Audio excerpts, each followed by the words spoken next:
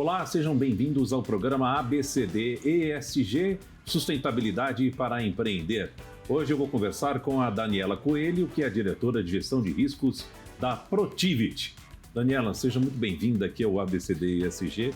Nossa ideia aqui é conversar, bater um papo sobre empreendedorismo e sustentabilidade, em especial as estratégias ESG, que não são apenas para as grandes empresas. A sustentabilidade e as estratégias ESG trouxeram mais oportunidades, não só para as grandes empresas, mas inclusive para as pequenas, para se adaptarem, para se adequarem e para promoverem estratégias ESG. Essa é uma visão geral de empreendedorismo com sustentabilidade. Concorda com isso? Acha que faz sentido? Total Seja sentido. Obrigada, agradeço o convite, é um prazer estar aqui. Esse tema, de sustentabilidade, ESG, ele vem ganhando cada vez mais força e é importante a gente sempre reforçar que vale para tudo. A gente tem aí, lógico, ESG principalmente muito puxado pelo mercado investidor, pelos investidores, gestores de ativos, mas isso vem ganhando força cada vez mais dentro das empresas e a gente olha também isso dentro das pequenas e médias também, até porque elas fazem parte aí de uma cadeia maior. Ela pode ser muitas vezes fornecedora de uma empresa multinacional que já tem essa agenda muito forte e é importante falar que ESG, sustentabilidade, não é algo só dentro de casa.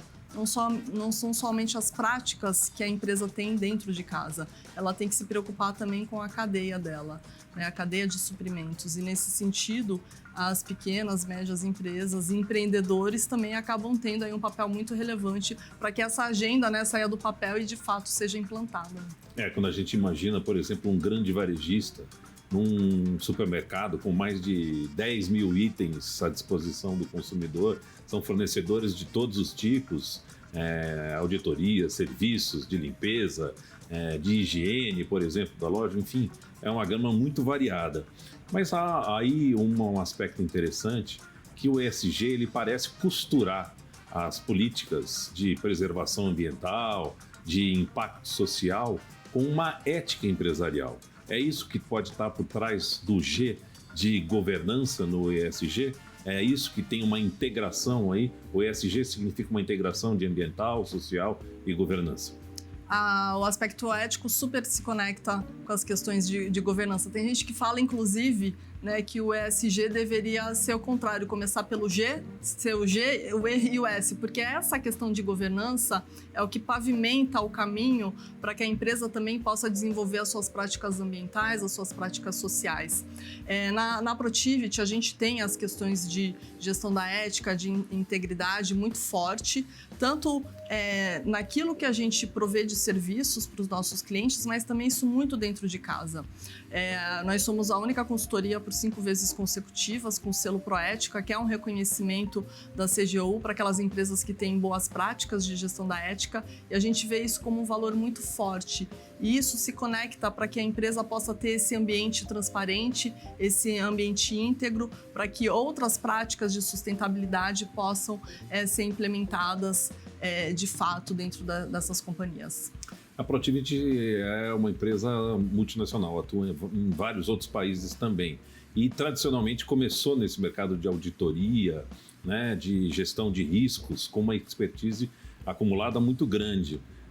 O ESG foi um caminho natural para a Protivit? Perfeitamente.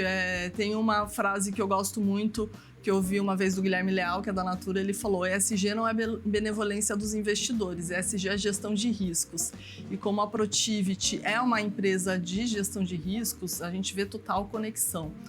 A Protivit está presente em mais de 20 países. Aqui no Brasil, quem representa a Protivit é o grupo ICTS, é um grupo que trabalha tanto com gestão de riscos, mas também a gente tem uma marca chamada Alliant, que provê serviços de canal confidencial, que aí reforça também os aspectos éticos, e também a gente tem uma marca de CTS Security. Mas dentro da Protivit, dentro dos nossos serviços de consultoria, a gente vê essa conexão muito forte entre gestão de riscos e ESG. É só a gente pensar, né? O investidor, quando ele for pensar, né, onde ele vai pôr o dinheiro dele, onde ele vai investir, ele vai fazer uma análise de risco e levar em consideração os riscos ligados aos aspectos ambientais, mudanças climáticas, como que a empresa se posiciona em relação aos aspectos sociais, como que é a governança das empresas, é um aspecto bastante importante e cada vez mais levado em consideração. Não só, eu estou falando aqui o exemplo de investidor, mas quando a gente fala também de consumidor muito preocupado com a origem do produto, até mesmo pode ser um instrumento aí de retenção ou de atração de talentos. Para quem está buscando aí uma recolocação, mudança aí, né, de carreira, entender os aspectos de sustentabilidade que a empresa tem, ele acaba sendo importante. E a gente, dentro aí da nossa prestação de serviço, a gente consegue ajudar os nossos clientes a desenvolverem essa agenda, tanto uma agenda de gestão de ética, como de auditoria, aprimorar os seus instrumentos de governança também, além dos outros aspectos aí do E e do S também. Bom, você mencionou um aspecto muito importante, que são a questão da cadeia de valor em determinados segmentos, na maioria dos segmentos, né? Nós estamos falando aí de empresas de vários tamanhos, com participação nos processos de forma muito diversa. Como é que é a atuação da Protiviti em cadeias de valor? Por que esse aspecto pode ser uma oportunidade para pequenos e médios a aderirem a estratégias ESG, por exemplo? Existe um estudo que mostra que 2/3 do footprint socioambiental e de governança de uma empresa não está na própria empresa, está nessa cadeia de valor. Então, a nossa atuação vai muito em linha a ajudar as empresas, aos clientes a entenderem quem são os terceiros, quem são os fornecedores com os quais ela trabalha. Seja fazendo trabalhos de due diligence para entender, né, se existem aí questões aí que podem inviabilizar a contratação de determinado fornecedor, seja auditando, seja desenvolvendo programas de gestão da ética. Uma vez a gente fez, por exemplo, um código de ética voltado para fornecedores de um grande banco aqui no Brasil. Então, é essa preocupação das empresas em fazer com que os seus fornecedores, né, com que a sua cadeia, ela esteja conectada, não seja somente uma questão de preço ou tipo de produto, mas que seja um compartilhamento de valor também. Isso é muito interessante. Nesse sentido, a gente vê inclusive empresas buscando fomentar fornecedores locais ou fornecedores pequenos, né, pequenas e médias empresas. Então é importante que essas empresas, né, com esse perfil, possam estar alinhadas e conectadas e muito antenadas com o que está acontecendo em relação às questões de sustentabilidade. Teve uma vez, até uma história curiosa aqui para compartilhar, que uma empresa, um senhor, ele era dono da empresa, eles forneciam equipamentos eletrônicos, enfim. E ele fornecia há muitos anos para uma mesma empresa que era uma multinacional, e um belo dia essa empresa multinacional virou para esse senhor que havia me procurado e falou que queria saber se eles faziam inventário de gases de efeito estufa. E aí esse senhor falou: Daniela, eu não sei nem direito o que é isso, porque para mim sempre foi uma questão de eu fornecer o meu produto no prazo, na qualidade, dentro do preço ali acordado, e não estava claro, né, para ele que, enfim, o mundo mudou e outras exigências estão vindo junto, né, nessa nova agenda. Então, por isso que é importante, né? A cadeia está muito conectada e prestando atenção a esses movimentos. Bom, há uma percepção geral de que gerenciamento de riscos começa com um mapeamento. Está correta essa ideia? Vocês atuam também nesse sentido? Esse é um primeiro passo para que as empresas possam estar seguras de que os seus processos, seus produtos, a sua forma de fazer negócios está em linha com os estratégias ESG? A gente costuma brincar que o consultor sempre fala que precisa fazer um diagnóstico, né? Mas, na verdade, isso vai depender muito do grau de maturidade de cada empresa. Mas, de forma geral, sim, a gente pode dizer que é importante a gente fazer um entendimento inicial, um mapeamento para saber onde que a empresa está, porque geralmente a empresa qualquer empresa ela vai ter alguma coisa correlacionada à sustentabilidade. Ou ela tem uma ISO 14000, que é a ISO de meio ambiente, ou ela tem um código de ética, ela faz alguma ação social por meio de doação ou voluntariado dos próprios funcionários. Então, geralmente, não é que as empresas estejam partindo do zero, elas têm alguma coisa já. Mas é importante a gente fazer esse entendimento de quais são os riscos que podem impactar o negócio. Então, se você é uma empresa, por exemplo, que tem um processo produtivo que depende muito de água, será que o ambiente onde você está corre algum risco de ter seca? Aquela tua fonte hídrica pode, em algum momento, ter alguma ruptura. Entender também quais são os temas, a gente fala muito quando a gente fala de ESG, de temas materiais, que são aqueles temas relevantes com os quais a empresa pode assumir compromisso, seja porque ela faz algo muito positivo em relação a determinado assunto, ou porque é algo que ela precisa evoluir. Então, a gente também pode falar, por exemplo, do impacto que uma determinada fábrica tem na comunidade do entorno, porque pode mudar a dinâmica daquela região.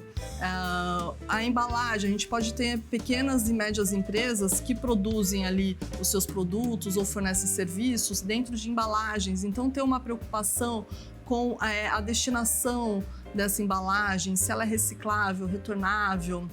Então, são coisas que podem ser feitas durante esse entendimento, durante esse mapeamento, e olhar também, por exemplo, aspectos de governança, qual que é o grau de transparência que ela tem em relação aos resultados. Então, a gente geralmente, sim, começa fazendo essa varredura para tanto mapear e entender os riscos, né, e classificar o grau de acordo com a criticidade, mas também olhar muito essa questão dos temas materiais aos quais aquela empresa e aquele segmento também, né? A gente sabe que um determinado segmento, um tema, por exemplo, de privacidade de dados é mais crítico, num outro segmento, uma questão ligada à poluição é mais crítico, então também fazer todo esse entendimento inicial é fundamental para depois a gente definir as estratégias.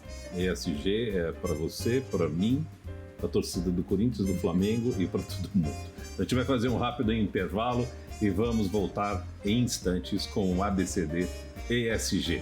Até já.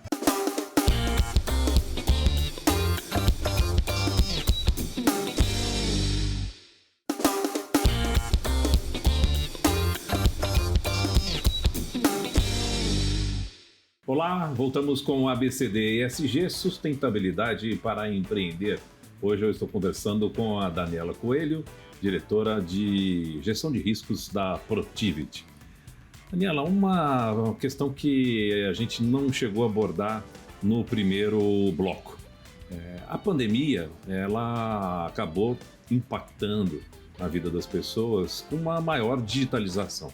Hoje tem uma série de serviços e muito do relacionamento entre cliente e fornecedor, empresa e consumidor acaba se dando por meio de equipamentos como esse aqui, por meio da internet, por meio de uma conexão digital. Como isso impactou os negócios de gestão de riscos, de políticas ESG, na visão de vocês? Não, foi ótimo você trazer o ponto da pandemia, porque eu acho que fomentou ainda mais essa agenda de sustentabilidade. Eu posso dar o exemplo da própria Protiviti. Nós não somos uma empresa fabril, né? Não temos um processo ali produtivo, mas a gente trabalha com pessoas, né? Temos muita gente se dedicando, fazendo aí, compartilhando o seu conhecimento, o seu expertise, para que a gente possa desenvolver e entregar os melhores projetos para os nossos clientes. E essas pessoas até então costumavam, né, esses consultores, a viajar muito. A gente sempre estava presencialmente nos clientes. E com a pandemia essa dinâmica foi mudando. A gente continuou, sim, fazendo os projetos, a preocupação das empresas com gestão de riscos, continuidade de negócios, ESG, veio crescendo cada vez mais e a gente continuou atendendo os clientes. Só que a gente começou a fazer isso de forma remota. O que ajudou, principalmente quando a gente pensa numa agenda ambiental, a gente poder otimizar toda a logística, transporte, reduzir as emissões, porque a gente não tem agora tantos consultores viajando como a gente tinha antes. E foi, né, toda essa tecnologia, digitalização veio super a calhar nesse momento e vem sendo usado cada vez mais, né? Então, nesse sentido, a gente pôde também contribuir para essa redução. E pensando também até num aspecto social, né, a gente tem aqui escritório em São Paulo, Rio, Belo Horizonte, então basicamente a gente tinha os nossos consultores concentrados nessas bases. Mas com a pandemia e com o home office, foi possível a gente fazer contratações pelo Brasil todo. Então a gente também aproveitar essa diversidade geográfica, né, ter outras regiões fazendo parte do nosso quadro de colaboradores e também podendo estar perto de clientes que não estejam nesse eixo aqui, Rio, São Paulo, ou então Belo Horizonte. Então, foi bem interessante, porque às vezes uma pessoa que tinha todas as condições, características, que poderia agregar muito bem ao nosso negócio, que de repente, por morar numa outra região, não era levado em consideração, hoje em dia essa barreira, né, ela foi quebrada. Então é muito interessante a gente ver também essa diversidade regional que a gente tem cada vez mais dentro de casa. E falando das empresas, né, de forma geral, acho que de todo mundo começou a ver, né, com bons olhos essa digitalização. Né, tem inclusive aquele meme, né, o que ajudou o processo de digitalização da empresa, né? Foi o CEO, foi o investidor, o que foi? Não, foi a pandemia, né, que fez com que esse assunto se acelerasse cada vez mais. Bom, quando a gente pensa em estratégias ESG, claro que vocês têm programas e metodologias adequadas para cada tipo de negócio ou tamanho de empresa, mas qual é a primeira coisa que as pessoas devem pensar quando estão num caminho de empreender e querem fazer alinhados ao ESG? Acho que é pensar muito bem no seu negócio, no seu segmento e como esse segmento ele pode impactar os aspectos sociais, ambientais e de governança. Então, a gente vê, né, puxando também esse gancho da pandemia, a questão do delivery foi ganhando cada vez mais força. Né, e você tendo aí pequenos e médios empreendedores usando, né, redes sociais para poder vender ali o seu produto. E isso, ele vai numa embalagem, né? Será que essa embalagem poderia ter ali uma destinação melhor? Então, pensar muito nesse segmento de atuação. Se você trabalha com dados de clientes, tem que ficar atento, por exemplo, com a privacidade das pessoas, né? Que isso, né, a gente tem a LGPD, que é a Lei Geral de Proteção de Dados, que super conversa quando a gente fala não só de governança, né, por ter ali um respeito à lei, mas também do aspecto social, de você garantir a privacidade dos seus clientes.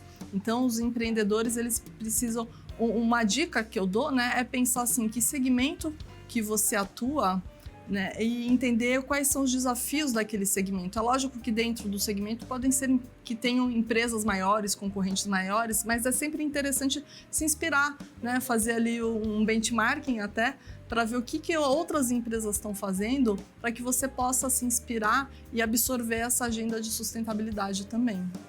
Bom, Daniela, você tem uma experiência importante também na área de educação para o compliance, gestão de riscos e também ESG. Como é que você enxerga hoje essa questão de preparação dos empreendedores, dos profissionais nas estratégias ESG?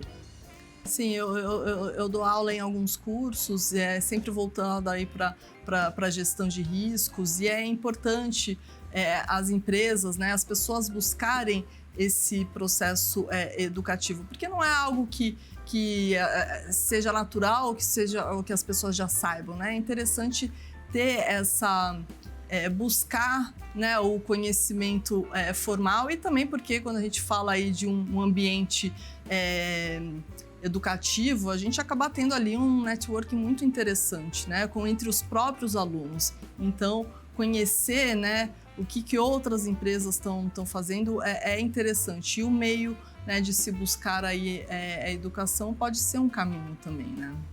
Os mercados hoje já demandam produtos e serviços com uma espécie de, entre aspas, garantia de estratégias ESG? Com certeza. A gente até brinca assim, que não exatamente exista um carimbo que fale, olha, eu sou ESG. Até porque às vezes você ter um produto voltado ali para um público específico ou para um nicho, um público minorizado, não garante que você seja uma empresa ESG se você dentro de casa não tem uma transparência, se você não trata bem seus funcionários. Então, não ter somente o discurso, né, mas ter isso na prática é bastante importante. E sim, as empresas têm buscado, porque a gente vê um movimento, seja cliente, né, numa cadeia B2B, ou o próprio consumidor questionando. As redes sociais hoje, não é só de hoje, mas elas têm uma importância muito grande. E situações em que as empresas não se posicionam muito bem, ou que tomam ações que possa prejudicar algum grupo, por exemplo, isso vem ganhando uma repercussão muito grande, né? As pessoas se mobilizam, as pessoas vão reclamar nas redes sociais, então as empresas também precisam estar atentas a esses movimentos e às demandas, né, dos seus clientes. Bom, o Brasil viveu aí nos últimos anos, com muita polarização, alguns episódios muito marcantes, como Lava Jato, Mensalão, enfim. São casos que acabaram envolvendo empresas. Como é que, do ponto de vista de compliance, gestão de riscos, vocês avaliam hoje a situação brasileira? O Brasil é um país melhor hoje, do ponto de vista de gestão de riscos, depois dessas experiências, apesar de traumáticas, enfim?